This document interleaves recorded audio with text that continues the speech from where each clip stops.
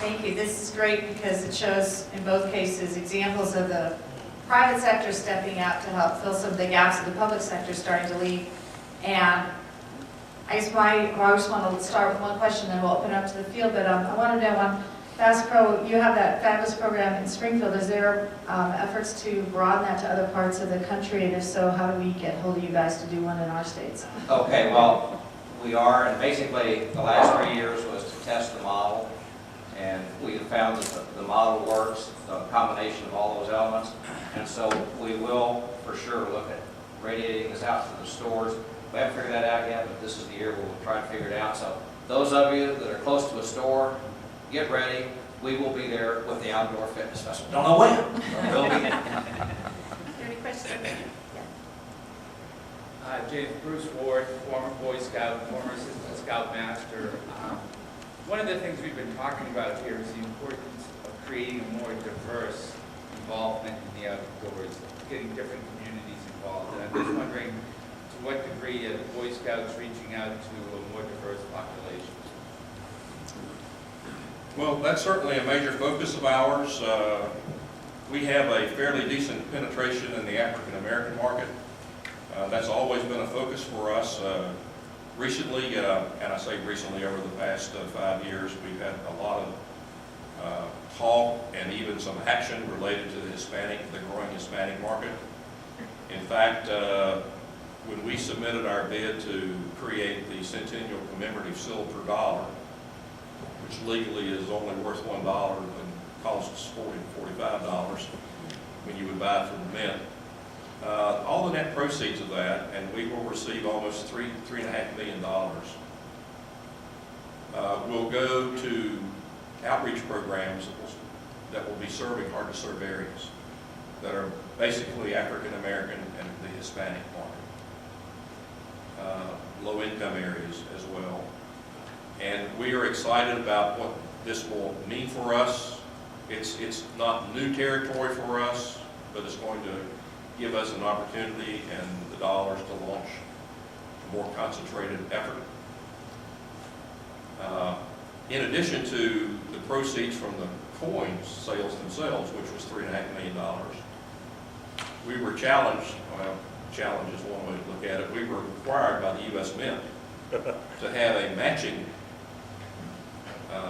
amount of money to go with this $3.5 million we get from the sale of the coins. And quite frankly, it's probably the easiest money we've ever raised, because we got without hesitation a gift of $3.5 million from a family in Pennsylvania who had already given us $14 million to fund outreach efforts. And the fact that the bulk of this was going to focus on the Hispanic market and be used nationwide was very exciting to them. So we're putting in the form of grants to local Boy Scout councils $7 million to spend on reaching these hard-to-serve areas. It will continue to be a focus of ours.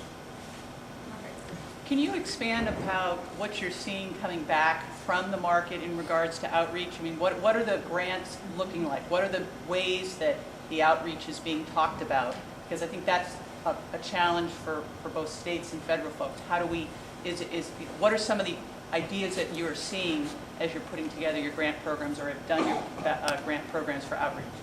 You know what? We don't do many grant programs. When are you, so this would be your first one? You said you're... No, I can't say it's our first, but it's not a major focus of ours. Okay. The National Council of Boy Scouts of America, it's until this capital campaign to build the new home for the Jamboree, really doesn't raise money.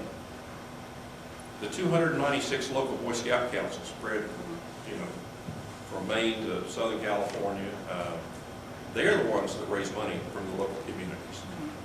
Any money that we bring to us to fund special things like this one particular outreach program, all that money is going back into local councils anyway. Okay. And they will have to report on their successes on how they use the money. Some of the grants will be renewable, some will be one-time grants. But we don't do a whole lot in the area of making grants in the field and raising a lot of money as far as that goes either. For day-to-day operating basis. I was just on the private side, from retail, what are you guys doing to reach out to these new demographics? Well, those new demographics are important to us. There are future. And they fish, they hunt, they love the outdoors, and they're big in numbers, so it's a no-brainer for us. We're going that direction. I could tell you that we have scholarship funds for each of our high adventure bases to fund young people from those backgrounds that are underserved communities available to participate in those high adventure opportunities as well. And quite frankly, scholarships for kids to go to summer camp, that is the easiest money that Boy Scouts ever set out to raise. In fact, some camps are even successful enough, and just a handful now, that the summer camping program is so important and what we deliver to young people during that summer camping experience. Some Boy Scout councils are providing scholarships for camp staff members so they don't have to stay in the community and work and make enough money to go back to school in the fall. And the council that I last served in, that Frank also served in, provided scholarships from anything from $1,000 up to $5,000 to be spent directly on college expenses for kids just to come back and work for us in the summer. Mayor? This is for Martin. First off, thank you for also the great partnerships that Bass Pro has had with the Corps of Engineers at Table Rock Lake and a number of other places.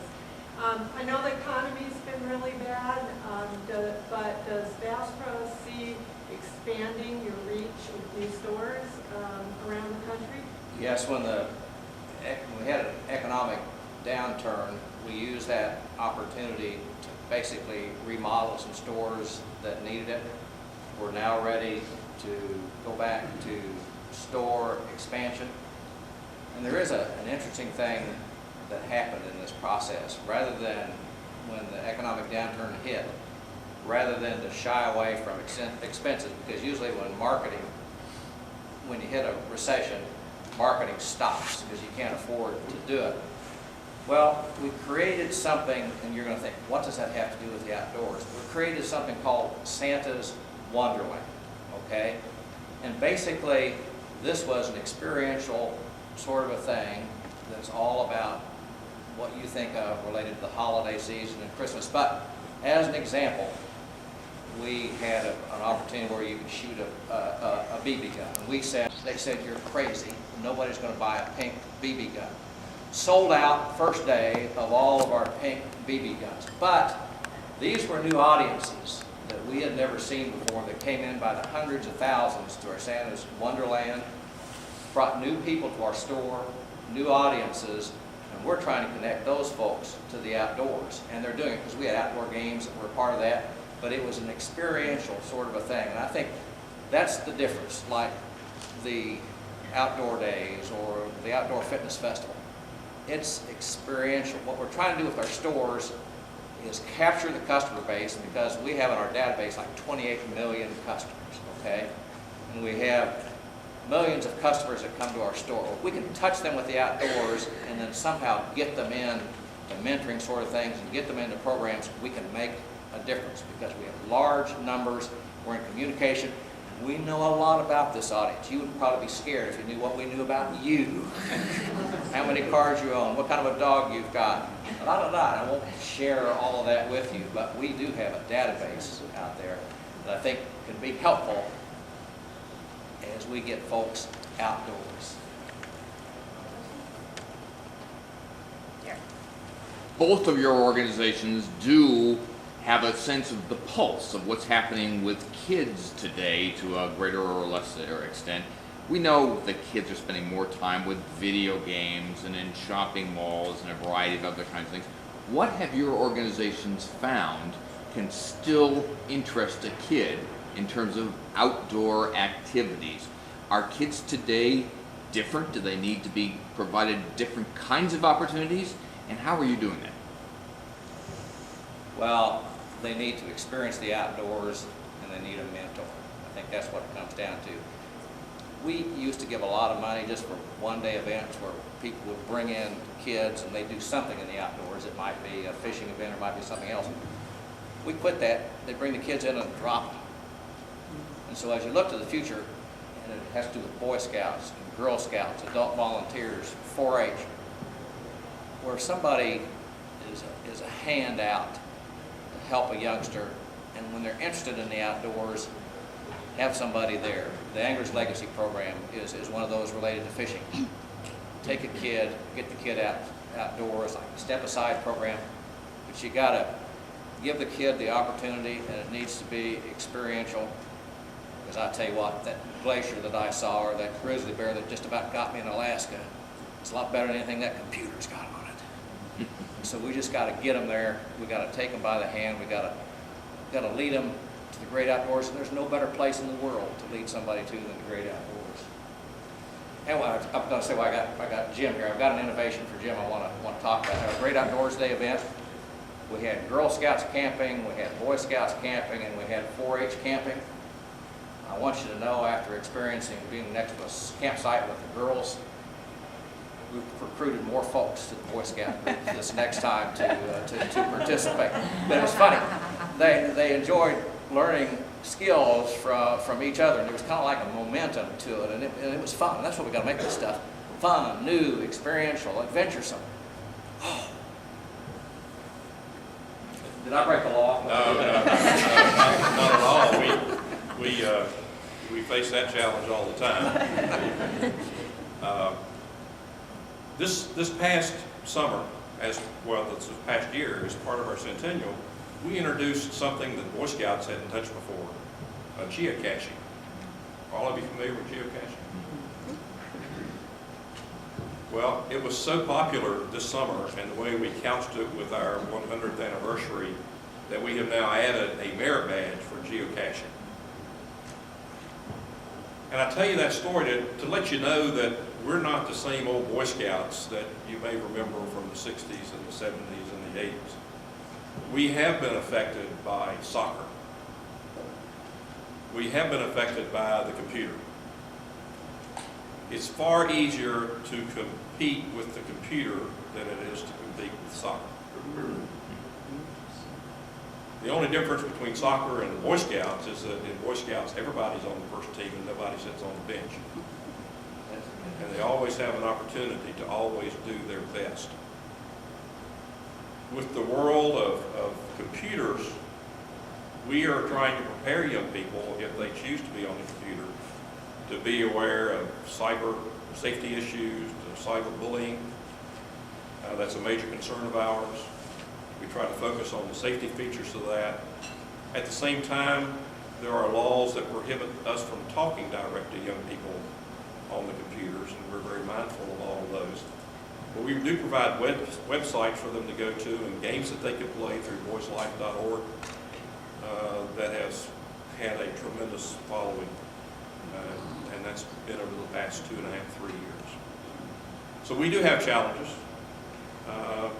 And I will also tell you something else. I think the fact that we are involved in this conference and on the podium, and it was going to be our Chief Scout Executive, and he's out of town, you're going to learn a lot from Frank anyway, because Frank is a walking encyclopedia and knows his business and certainly knows his specialty area very well. I think that the Boy Scouts are far more receptive to working with other groups.